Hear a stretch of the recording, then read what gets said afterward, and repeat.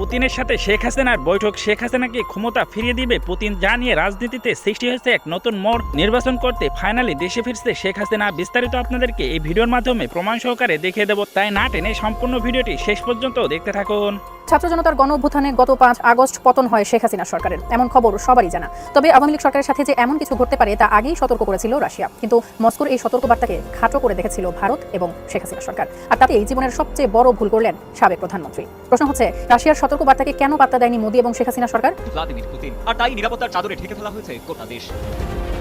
মোদির আমন্ত্রণে 4 ডিসেম্বর ভারত সফরে আসছেন রুশ প্রেসিডেন্ট ভ্লাদিমির পুতিন। এই জয় বাংলা স্লোগান দিয়ে যদি মিছিল করে, মুক্তিযুদ্ধের মানুষ কোনো সময় যুদ্ধের নামে ভয় করছে কাউরে? এই জয় বাংলা ভিত্তিক আওয়ামী লীগ বিএনপি জামাত কি করেছে? জয় বাংলা মুক্তিযুদ্ধের স্লোগান, জয় বাংলা বাংলাদেশের স্লোগান। জয় বাংলা কি পাপ? জয় বাংলা বলা কি অপরাধ? জয় বাংলা মুক্তিযুদ্ধের একটা স্লোগান। এই জয় বাংলা আছে, জয় বাংলা থাকবে, আওয়ামী লীগ আছে, আওয়ামী লীগ থাকবে। আওয়ামী লীগ ফিরে আসছে, ইভেন আওয়ামী লীগ নির্বাচনে অংশগ্রহণ করতে যাচ্ছে। আওয়ামী লীগকে নির্বাচনের সুযোগ দেওয়া হচ্ছে, এমনই চাঞ্চল্যকর তথ্য আজকে গণমাধ্যমে আসলো যে ভারত বাংলাদেশের যে নিরাপত্তা উপদেষ্টা ছিলেন, আওয়ামী লীগের মধ্যে ধরনের খুশির বন্যা দেখা যাচ্ছে। তো যেটা আওয়ামী লীগের নেতাকর্মীদের মধ্যে খুশির বন্যা বয়ে দিচ্ছে, সেটা হলো আওয়ামী লীগের সম্ভাব্য প্রার্থী তারা তালিকা তৈরি করছেন, মনোনয়ন তৈরি করছেন। কাজে যে সামনে ইলেকশন আসছে, ইলেকশন আওয়ামী লীগ পার্টিসিপেট করবে under the leadership of Sheikh Hasina আর সজীব ওয়াজেদ। দর্শক, বাংলাদেশের নির্বাচন আগত। নির্বাচন কিভাবে হচ্ছে, কারা করছেন, সেই আলোচনা যেমন রয়েছে, তেমনি তারেক রহমানের প্রত্যাবর্তন, দেশের প্রত্যাবর্তন, এটা একটা আলোচনার কেন্দ্রবিন্দুতে পরিণত হয়েছে। তারেক রহমানের প্রত্যাবর্তনে রাজনৈতিক অঙ্গনে একটা বড় পরিবর্তন হয়েছে। তারেক রহমানের প্রত্যাবর্তনটাকে ভারত কিভাবে দেখছে, সেই প্রশ্নের উত্তর খুঁজেছি আমরা রণধীর জয়সওয়ালের মন্তব্যের পরিপ্রেক্ষিতে। গতকালকে একটা ভিডিওতে আলোচনা করেছিলাম, তার ভাষ্যটাও এরকম আশ্চর্যজনকভাবে হলেও তার ভাষ্যটাও এরকম উঠে এসেছিল যে তারেক রহমানের প্রত্যাবর্তনটাও একটা সুষ্ঠু, গণতান্ত্রিক, অন্তর্ভুক্তিমূলক, অংশগ্রহণমূলক নির্বাচনের ইঙ্গিত। 5 আগস্টের পরবর্তী সময় ডক্টর ইউনূস যখন আওয়ামী লীগের কার্যক্রম নিষিদ্ধ করেছে, তখন জাতিসংঘ থেকে শুরু করে বিশ্বের যত মানবাধিকার সংস্থা আছে এবং বিশ্বের যতগুলা প্রভাবশালী রাষ্ট্রের সাথে আওয়ামী লীগের ভালো সম্পর্ক ছিল, প্রত্যেকটা দেশ এই বিষয় নিয়ে বিবৃতি জানিয়েছে। শুধু তাই নয়, আগামীতে যে নির্বাচন হচ্ছে সে বিষয় নিয়েও জাতিসংঘ বক্তব্য দিয়েছে, হিউম্যান রাইটস ওয়াচও বক্তব্য দিয়েছে, এবং ভারত বলেন, রাশিয়া বলেন, তারাও তাদের বক্তব্য দিয়ে ক্লিয়ার করে দিয়েছে। তারা বলেছে বাংলাদেশে একটি ইনক্লুসিভ নির্বাচন হতে হবে, সকল দলের অংশগ্রহণের নির্বাচন হতে হবে। জুলাইয়ের সন্ত্রাসকে ঘিরে যে রাজনৈতিক ধোঁয়াশা তৈরি হয়েছিল সকলের ভেতর, যে বাংলাদেশের রাজনীতি বদলে গেছে, বাংলাদেশের রাজনীতি বদলে যাবে, আসলে এই জুলাই সন্ত্রাসের ভেতরেই বাংলাদেশের ক্ষমতার লড়াইয়ের মূল রেখাগুলো স্পষ্ট ছিল। তখন জানিয়ে দেবো এইমাত্র পাওয়া হাতে থাকা সর্বশেষ আপডেট সংবাদ। এতক্ষণ শুনছিলেন সংবাদ শিরোনাম, এবার থাকছে বিস্তারিত। প্রিয় দর্শক, ইতিপূর্বে যে ভিডিওর স্ক্রিপ্টগুলো আপনারা দেখে ফেলেছেন, ইতিমধ্যে কিছু বুঝে গেছেন যে আজকের এই ভিডিওটা কি সম্পর্কে হতে চলেছে, তাই আমি আর কথা বাড়াবো না, আপনাদেরকে কিন্তু সেই কাঙ্ক্ষিত ভিডিওটার দিকে নিয়ে যাবো। তার আগে একটা ছোট্ট রিকোয়েস্ট করে থাকবো, আপনি যদি এই চ্যানেলে এখনো নতুন হয়ে থাকেন তাহলে অবশ্যই চ্যানেলটাকে সাবস্ক্রাইব করে আমাদের সাথে থাকবেন, যাতে করে এমন নতুন নতুন আপডেট নিউজ সবার আগে আপনাদের হাতে পৌঁছে দিতে পারে। তাহলে চলুন এই বিষয় নিয়ে রাজনৈতিক বিশ্লেষকরা কি বলেছে আগে সেই ভিডিওটা দেখে নেবো, তারপরেই কিন্তু মূল ভিডিওটা আপনাদেরকে দেখে দেবো। চলুন কথা না বাড়িয়ে ভিডিওগুলি দেখতে থাকে। 5 আগস্টের পরবর্তী সময় ডক্টর ইউনূস যখন আওয়ামী লীগের কার্যক্রম নিষিদ্ধ করেছে, তখন জাতিসংঘ থেকে শুরু করে বিশ্বের যত মানবাধিকার সংস্থা আছে এবং বিশ্বের যতগুলা প্রভাবশালী রাষ্ট্রের সাথে আওয়ামী লীগের ভালো সম্পর্ক ছিল, প্রত্যেকটা দেশ এই বিষয় নিয়ে বিবৃতি জানিয়েছে। শুধু তাই নয়, আগামীতে যে নির্বাচন হচ্ছে সে বিষয় নিয়েও জাতিসংঘ বক্তব্য দিয়েছে, হিউম্যান রাইটস ওয়াচও বক্তব্য দিয়েছে, এবং ভারত বলেন, রাশিয়া বলেন, তারাও তাদের বক্তব্য দিয়ে ক্লিয়ার করে দিয়েছে। তারা বলেছে বাংলাদেশে একটি ইনক্লুসিভ নির্বাচন হতে হবে, সকল দলের অংশগ্রহণের নির্বাচন হতে হবে, এবং কোনো দলের যাতে রাজনীতি নিষেধাজ্ঞা দেওয়া না হয় সে ব্যাপারে তারা ক্লিয়ারলি বলে দিয়েছে। এত কিছু হওয়ার পরও ডক্টর ইউনূস সরকার আওয়ামী লীগের উপর যে কার্যক্রম নিষেধাজ্ঞা দিয়েছে সেটা এখনো তুলে নাই, এবং আওয়ামী লীগ যে নির্বাচন অংশগ্রহণ করতে পারবে সে ব্যাপারেও কিছু বলে নাই। এই গত 2-3 দিন আগে মার্কিন কংগ্রেসের 5 জন আইন প্রণেতাও কিন্তু এই ব্যাপার নিয়ে চিঠি দিয়েছে।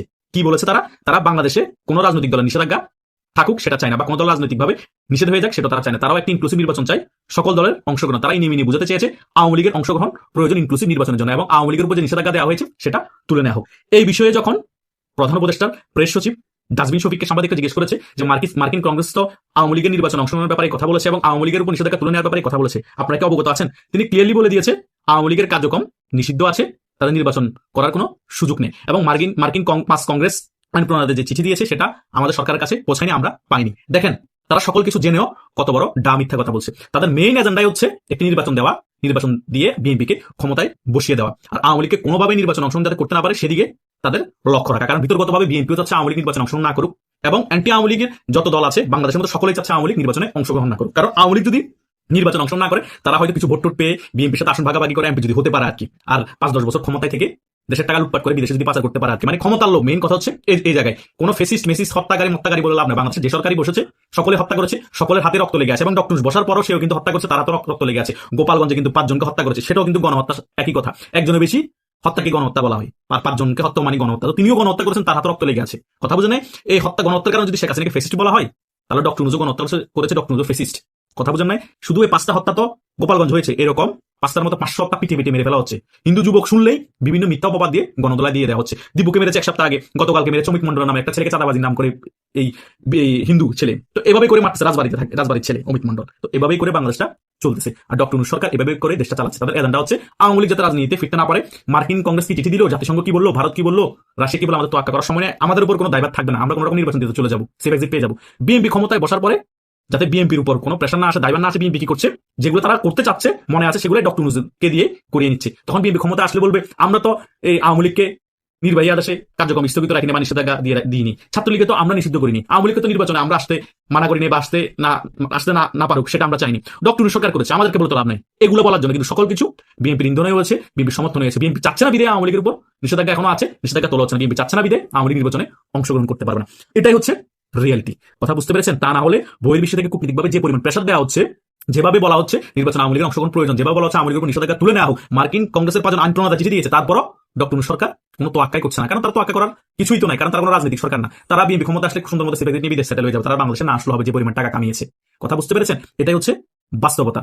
কিন্তু এই ধরনের হটকারিতামূলক সিদ্ধান্তের কারণে হয়তোবা ডক্টর ইউনূস গঙ্গের অনেকেই বেঁচে যাবে, কিন্তু বিএনপি মনোসমর্থনের কারণে বিএনপি যদি ক্ষমতায় আসে, এটার দায় কিন্তু বিএনপির উপর পড়বে। এবং বিএনপি এই সকল বিষয় যদি সুরাহা না করে ক্ষমতায় আসার পর, বিএনপির জন্য আগামীতে খুব ভয়াবহ সময় অপেক্ষা করছে। আওয়ামী লীগ 5 আগস্টে কি ফেস করেছে ভয়াবহ সময়, তার 10 গুণ ফেস করতে হবে বিএনপিকে। কারণ প্রত্যেক জিনিসের কিন্তু সমান বিপরীত প্রতিক্রিয়া থাকে। কথা বোঝেন নাই? যে ক্রিয়া দেখিয়েছে 5 আগস্ট পরবর্তী সময় বিএনপি এবং উগ্রবাদীরা এবং জামাত ইসলামী শিবিররা, সেই প্রতিক্রিয়ার জন্যই কিন্তু আওয়ামী লীগের কর্মীরা বেঁচে থাকবে, আওয়ামী লীগের কর্মীরা ক্ষমতায় আসার জন্য অপেক্ষা করবে। যে প্রতিক্রিয়াটা হবে সেটা 5 আগস্ট থেকে 10 গুণ হবে। যাতে ওইরকম প্রতিক্রিয়া না হয়, ওইরকম প্রতিশোধ না হয়, সেটা কিন্তু সকল কিছু বিএনপি ক্ষমতায় আসার পর ঠিক করে ফেলতে পারে। বিএনপি চাইলে আওয়ামী লীগের যে সকল ক্লিন ইমেজের নেতা আছে এবং আওয়ামী লীগের যে সকল নিরীহ কর্মী আছে তাদেরকে গ্রেপ্তার না করে, স্টিমরোল না চালিয়ে আওয়ামী লীগের উপর যে নিষেধাজ্ঞা দেওয়া হয়েছে সেটা তুলে নিয়ে রাজনীতি করার সুযোগ করে দিতে পারে। হয়তোবা ওই সমঝোতাই ভারতের সাথে হয়েছে বিদে তার যে দেশে আসতে পেরেছে। কিন্তু সমঝোতা করে যদি পল্টি খেয়ে যায় প্রধানমন্ত্রী হওয়ার পর, তাহলে কিন্তু এটার বড় একটা খেসারত দিবে বিএনপি। আওয়ামী লীগও জানতো যে বিএনপি এবং জামাত যে নির্বাচন আসছে না, আমরা হয়তো খেসারত দিতে পারি, সেই ভয়ে কিন্তু আওয়ামী লীগ আরো বেশি দানব হয়ে উঠছিল, ক্ষমতা ছাড়তে চাইছিল না। এখনো কিন্তু বিএনপি সেটা চিন্তা করছে, আওয়ামী লীগ আর কখনো ক্ষমতা আসতে পারবে না, আওয়ামী লীগের রাজনীতি এখানে শেষ, আওয়ামী লীগ মুসলিম লীগের মতো হয়ে পড়বে, আমরা ক্ষমতার চেয়ারে বসার পর মোটামুটি আমরাই ক্ষমতায় থাকবো। আওয়ামী লীগ নিষেধাজ্ঞা আছে, নিষেধাজ্ঞায় থাকুক, ছাত্রলীগ নিষেধাজ্ঞা আছে, নিষেধাজ্ঞায় থাকুক, ওরা রাজনীতি করার দরকার নাই, আমরা ক্ষমতায় থাকবো, আমরা নির্বাচন দিব, জামাত বিরোধী দল থাকবে। এটা যদি চিন্তা করে ভাই রে, আমি বলছি না ভাই কি পরিস্থিতি হবে যদি আওয়ামী লীগ 10 বছর পর ক্ষমতায় আসে বা 20 বছর পর ক্ষমতায় আসে। আল্লাহ না করুক ওইরকম পরিস্থিতি হোক। বিএনপি যারা সিনিয়র নেতারা আছে এবং তারেক জিয়ার শুভবুদ্ধির উদয় হোক, উনি জাতীয়তাবাদ রাজনীতি বিশ্বাস করে, গণতান্ত্রিক রাজনীতি যদি বিশ্বাস করে বিন্দু পরিমাণ, আমি ধরে নিলাম আওয়ামী লীগ খারাপ, উনি তো ভালো, ওনার দল তো ভালো, বিন্দু পরিমাণ বিশ্বাস করে, আওয়ামী লীগের সাথে ক্ষমতা আসার পর বৈঠক বসে কিন্তু আওয়ামী লীগ রাজনীতি করার সুযোগ দিলেই ভালো হবে। এবং হয়তোবা এই পাতা নির্বাচন ক্ষমতা আসলে পরবর্তী যে নির্বাচন হবে, আওয়ামী লীগ যদি নির্বাচন করে, সুষ্ঠু নির্বাচন ওই নির্বাচনে যেই আসুক, আওয়ামী লীগ বিএনপি সুন্দর মতো দেশটা গণতান্ত্রিক প্রক্রিয়ায় ফিরে আসবে। তা না হলে দেশের মধ্যে যোদ্ধার মূল্য তার এভাবেই চলবে, যে যতদিন যুদ্ধ অবস্থি করে স্টিমরোল চালিয়ে ক্ষমতা থাকতে পারে, পর আন্দোলন সংগ্রাম করে বিভিন্ন দেশের সহযোগিতায় একটা আন্দোলন করে পতন করিয়ে আবার ক্ষমতায় বসে ওই দলকে স্টিমরোল চালানো, ওকে একেবারে ভ্যানিশ করে দেওয়া, ওর কর্মীদেরকে হত্যা করা, মব করা, এভাবে চলতে থাকবে। বা এভাবে আমরা সাধারণ তরুণরা চাই না। কারণ আওয়ামী লীগ আসলে আবার এই সেম কাজগুলো করবে, আবার 10 গুণ করবে, আবার আওয়ামী লীগের এক সময় পতন হবে, তো 20 বছর পরে হলো আবার আওয়ামী লীগ এগুলো ফেস করবে। এগুলো পাল্টাপাল্টি হতে থাকবে, এগুলো পরিবর্তন প্রয়োজন, এগুলো পরিবর্তন ঘটাতে পারবে তারা শীর্ষ পর্যায়ে নেতা আছে, আওয়ামী লীগের বলুন বিএনপির বলুন, তাদের মেইন গুরু দায়িত্ব নিতে হবে। তারাও যদি ক্ষমতার চেয়ারে বসে সকল কিছু ভুলে যায়, তাহলে বাংলাদেশের পরিবর্তন হবে না, বাংলাদেশের রাজনীতিরও পরিবর্তন হবে না, বরং আমরা 10 পা আগালে 5 পা পিছিয়ে যাবো। এগুলো সকল কিছু ফেস করতে হবে সাধারণ জনগণের। তা আমাদের সাধারণ জনগণরা চিন্তা করে হলো এই বাংলাদেশ আওয়ামী লীগ এবং বিএনপির আগামী রাজনীতি চিন্তা করতে হবে। আশা করছি আপনারা সকল বিষয় বুঝতে পেরেছেন। দর্শক, এই ভিডিওটা আপনাদের কাছে কেমন লাগলো? যদি বিন্দু পরিমাণ ভালো লেগে থাকে তাহলে অবশ্যই চ্যানেলটাকে সাবস্ক্রাইব করে আমাদের সাথে থাকবেন, যাতে করে এমন নতুন নতুন আপডেট নিউজ সবার আগে আপনাদের হাতে পৌঁছে দিতে পারি। তাহলে সবাই ভালো থাকবেন, সুস্থ থাকবেন, দেখা হচ্ছে পরবর্তী কোনো আপডেট নিউজ নিয়ে।